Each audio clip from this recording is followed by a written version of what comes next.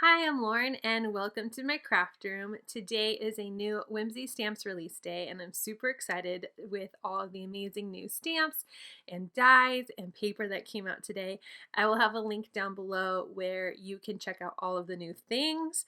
And to celebrate, I've created this card called Hang In There. It makes me think of a new parent, and with a new parent comes less sleep and more laundry, so they really just need some encouragement. This also can be a really nice encouraging card for anyone in your life. I hope you enjoyed this process video and like the brand new things that are out.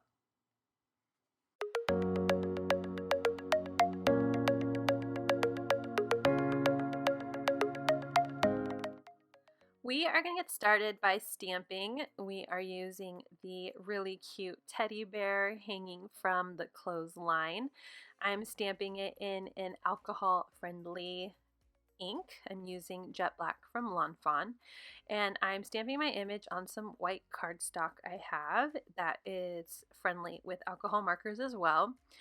And I stamped my image once, I cleaned it off and made sure it was super dry, and I even tested it on some part of the paper that I'm not going to be using on my card to make sure there's no imprint of any residue ink or water.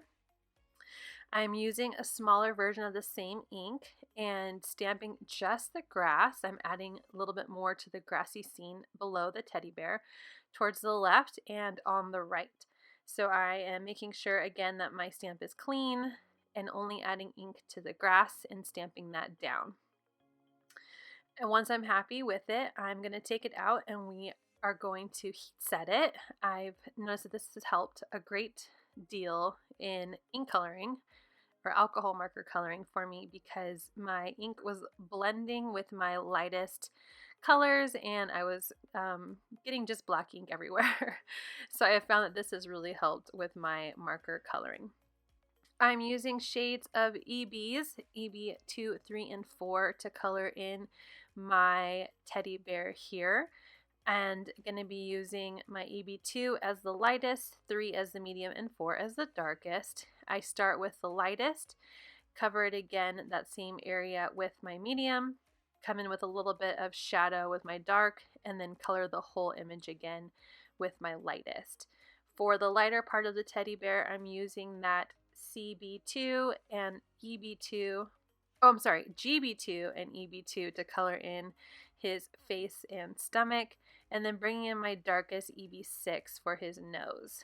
The same color combination I used for the bear's stomach and face, I'm using for all of the clothespins.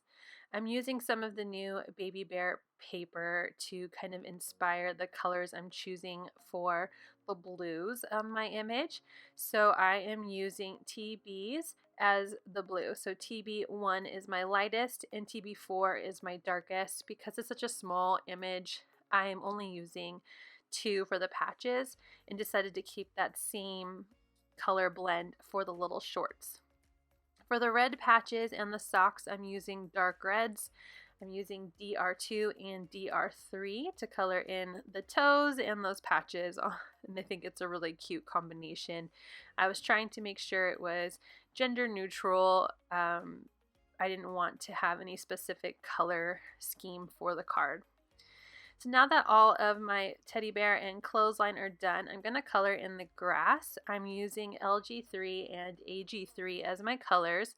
I'm starting with LG3 just to add the first layer. Gets my ink a little, my paper a little saturated with ink. And then coming in with AG3 to add texture, and then overlapping again with my lighter LG3. I wasn't really a fan of it, so I came back in with that AG3 and just covered it all up. I definitely need some practice in alcohol marker coloring such large images. I'm so used to coloring, just our cutie little characters on our cards. But as far as covering large areas, I'm not an expert, so I'm figuring it out as I go. Since I colored my grass green, I wanted to create a sky, and like I said, I'm not competent in coloring large spaces with alcohol markers, so I decided to be daring and I made a mask. I don't have any masking paper, it's on my crafty wish list, but I did use some cardstock. I stamped it, I cut it right on the line, and then used some pixie spray to create my own little mask. So I put on my mask, use some scrapbook.com mint tape to cover my grass, and I'm bringing in blender brushes with this really pretty blue tumbled glass oxide, and I am just distressing the back of the sky, the background of my cardstock here. I want it to look like my clothesline is outside and he has a nice clear day and hanging up clothes and trying to hang on himself there. I'm using some sparkle silk just to add a little bit of shine to the card, which is a little bit hard to see here, but I will bring the card up when it's done and you'll see that shininess later on in the video. I'm peeling up my mask and I'm very happy that I didn't have any issues. There was a little bit of white space near my grass, so I'm just taking a really light color BT3 blue marker and adding in some of that blue around the grass. Now, because I distressed over some of the solid lines in my image, like the clothesline, I'm just taking a black pen I have once everything is dry and going over the line as well as some of the top of the grass just to make sure that those lines didn't look muted compared to the rest of the image. And once that's done, I am going to take out my rectangle die and start figuring out how I want to lay out my card.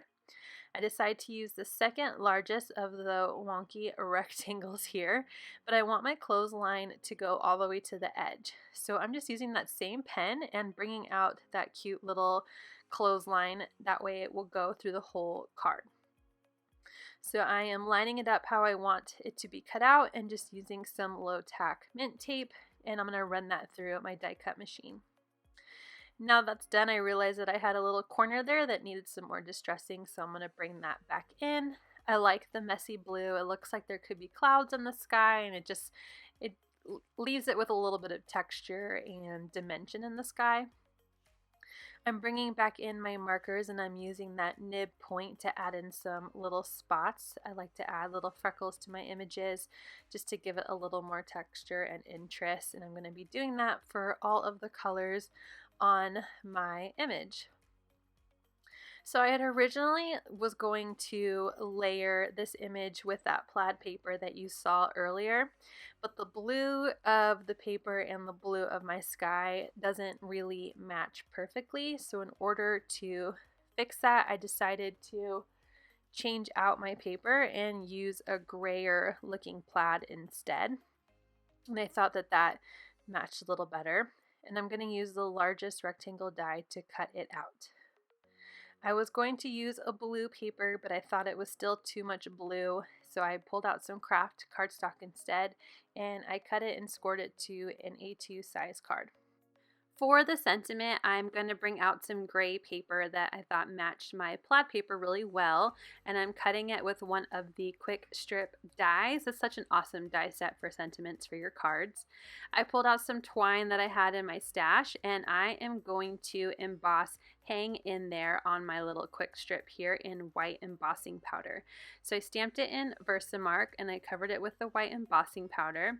I keep forgetting to use my embossing buddy, so I'm bringing in a really small brush and just brushing off any excess embossing powder, and I melt down the sentiment.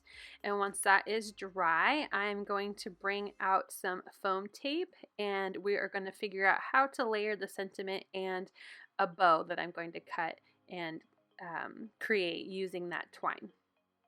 So we're going to put on the pattern paper directly onto the card base with some wet glue, and I'm going to glue down my little scene as well. This is actually not a very thick card with not a lot of layers. I'm pretty surprised with myself.